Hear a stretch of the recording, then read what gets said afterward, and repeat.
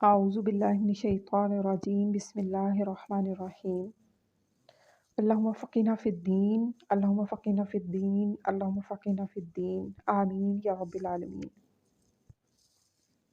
السلام علیکم ورحمۃ اللہ وبرکاتہ۔ کیا حال ہے میری پیاری بہنوں؟ میری پیاری بہنوں، جب اللہ سبحانہ و تعالیٰ کسی کے ساتھ بھلائی کا ارادہ رکھتے ہیں تو اس کو دین کا فہم عطا کرتے ہیں۔ اس کا مطلب کیا ہوا؟ اس کا مطلب یہ ہوا کہ اللہ سبحانہ تعالیٰ نے آپ لوگوں کو چن لیا ہے، الحمدللہ۔ تو میری پیاری بہنوں، اس بہترین موقع کو آپ نے ہاتھ سے جانے نہیں دینا۔ قرآن کے علم کو حاصل کرنے کی بہت درجات ہیں اور اس کی بہت اہمیت بھی ہے، اس کا اجر بہت بہت زیادہ ہے۔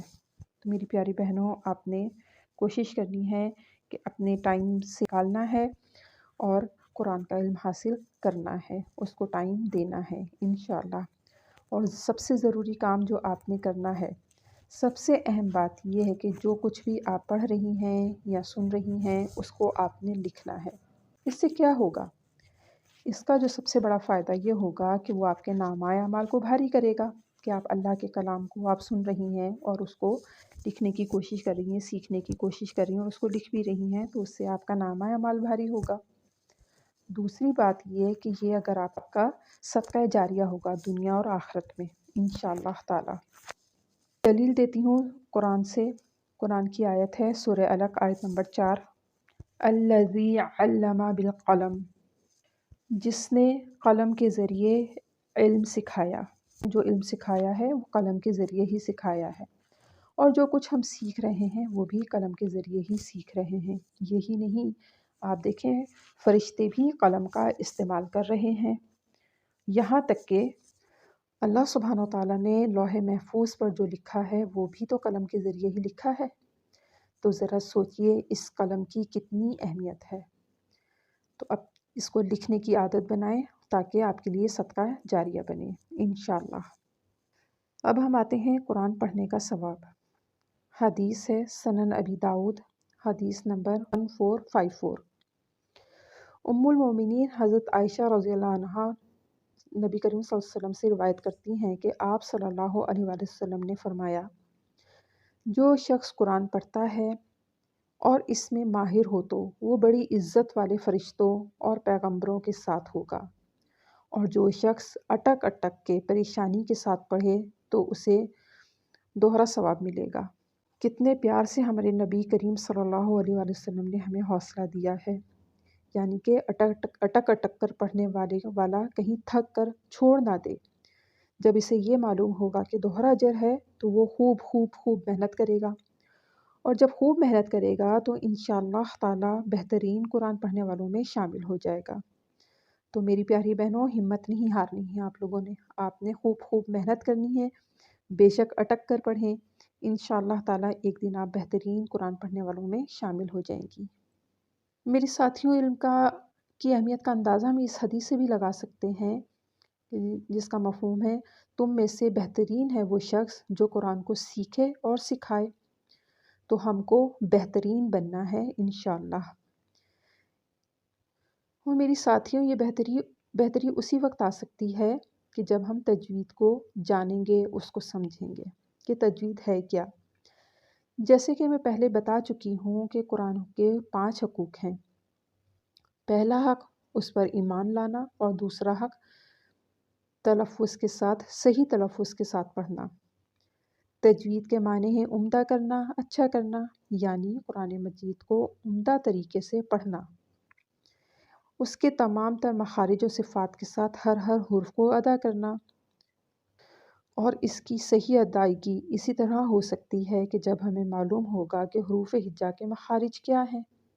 مخارج مطلب مخرج کی جمع مخارج ہے، جس کا مطلب ہے کہ حرف ہجا کو اس کی صحیح جگہ سے نکالنا، جو اللہ سبحانہ و تعالیٰ نے ہونٹوں سے لے کر حلق تک رکھے ہوئے ہیں، یعنی کہ چھپایا ہوا ہے ان مخارج کو، اور ان کی صحیح ادائیگی ہم نے کرنی ہے۔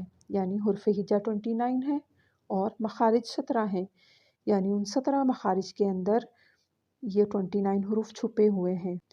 المیہ یہ ہے کہ ہم عربی کو اردو زبان میں پڑھتے ہیں، اسی لیے قرآن پڑھنے میں خوبصورتی نہیں آتی، اردو کی طرح قرآن پاک کو پڑھنا حرام ہے۔ اسے حرام غلطی کہتے ہیں، یعنی کہ لحن جلی۔ اب لحن کیا ہے؟ یعنی کہ لحن کسے کہتے ہیں؟ لحن کا مطلب ہے غلطی یعنی مسٹیک۔ قرآن پڑھتے ہوئے دو طرح کی غلطیاں ہوتی ہیں، لحن جلی اور لحن خفی۔ جلی کا مطلب ہے کھلا ہوا، اوپن، واضح، یعنی کہ لحن جلی یعنی اس طرح پاک کا پڑھنا جس کو حرام قرار دیا گیا ہے۔ اب آپ کے ذہن میں بات آ رہی ہوگی کہ حرام، جی بالکل حرام اس لیے کہ جب ہم لحن جلی کی غلطی کرتے ہیں تو الفاظ کے معنی بدل جاتے ہیں، اور وہ 4 بڑی غلطیاں ہیں۔ قرآن پڑھنے میں یہ 4 بڑی غلطیاں ہوں گی تو گناہ صادر ہوگا۔ نمبر 1، حرف کو اس کے صحیح مخرج سے نہیں نکالنا، یعنی کہ ہا ہے اور ہم ہا کہہ دیں، عین ہے اور حمزہ کی طرح ہم عین کہہ دیں، عین نہیں کہنا، عین کہنا ہے۔ یہ ہوتی ہے سب سے پہلی غلطی لحن جلی کی۔ دوسری جو ہے وہ ہے حرکت کو بدل دینا۔ جیسے ہم قرآن پڑھتے ہوئے ربو ہے، پڑھنا ہم نے ربو تھا اور ہم نے پڑھ دیا ربی۔ اسی طرح وَبِحَمْدِی کی جگہ ہم نے وَبِحَمْدِی کر دیا۔ اس کے بعد ہماری جو تیسری بڑی غلطی ہوتی ہے حرام درجے کی، وہ ہے حرکات کو گھٹانا یا بڑھانا، یعنی کہ با زبر با ہے تو با زبر با کہہ دینا، انا انا اس طرح کر دیں، یعنی کہ جہاں پر لکھا ہو زبر وہاں پر اس کے ساتھ ایک اور الف کا اضافہ کر دیں، تو وہ کیا ہوگا؟ وہ بھی تیسری بڑی غلطی حرام درجے کی ہوگی۔ چوتھی بڑی جو غلطی ہوتی ہے حرف کو دوسرے حرف سے بدل دینا، جیسے قولا ہم کہتے ہیں قولا تو ہم کیا کہہ دیں گے؟ کالا، یعنی کہ قاف کی جگہ کاف کر دیا اور لام کی زبر کی جگہ ہم نے لام کے ساتھ کھڑی حرکت لگا دی۔ اسی طرح الذین تو ہم کہتے ہیں الذین، یعنی کہ ذال کی جگہ ذا کر دیا، زینہ کی جگہ زینہ کر دیا۔ یہ ہیں حرام درجے کی غلطیاں جن کو کوشش کرنی ہے کہ یہ غلطی ہم نہ کریں۔ سب سے پہلی چیز ہم انشاءاللہ تعالی قرآن پاک پڑھنے میں یہی چیز سیکھیں گے۔ اب ہم آ جاتے ہیں لحن خفی کہ لحن خفی کیا ہے؟ خفی کا مطلب ہے چھپا ہوا۔ لحن خفی کے ساتھ قرآن پاک پڑھنا مکروہ ہے۔ اس طرح پڑھنے سے معنی تو نہیں بدلتے، لیکن قرآن کی جو تلاوت ہے اس میں خوبصورتی نہیں رہتی، اس کی خوبصورتی پر فرق پڑتا ہے، اور اس غلطی کو وہی پکڑ سکتا ہے جو قرآن کو سمجھنے والا ماہر قرآن ہوگا، وہی اس غلطی کو پکڑ سکتا ہے۔ اور یہ غلطی تجویدی قواعد میں آتی ہے، جیسے کہ اظہار، ادغام، اخفاء، اقلاب۔ یہ جو بھی نام بتائے ہیں ان میں غنہ کرنا ہوتا ہے، کہیں پر چھپا ہوا، کہیں پہ ظاہر، کہیں پہ مدغم کرنا، کہیں پہ اظہار کر دینا، اور جہاں جہاں پر غنہ قرآن مجید میں آ رہا ہے وہاں پر غنہ نہ کیا جائے تو کیا ہوگا؟ قرآن پاک کی تلاوت میں خوبصورتی نہیں آئے گی۔ انشاءاللہ تعالی جب ہم قرآن پڑھیں گے تو ان سب چیزوں کو ہم دیکھیں گے اور سمجھیں گے اور پھر پڑھیں گے۔ آپ نے کرنا یہ ہے کہ ان سب چیزوں کو ذہن نشین کر لیں، ذہن نشین بھی کرنا ہے اور اپنے لکھنا بھی ہے، لکھنا ضروری ہے، اور اللہ تعالیٰ سے خوب خوب خوب دعا کریں کہ اللہ تعالیٰ ہمیں قرآن مجید کی صحیح تلاوت کرنے کی توفیق عطا کریں۔ آمین۔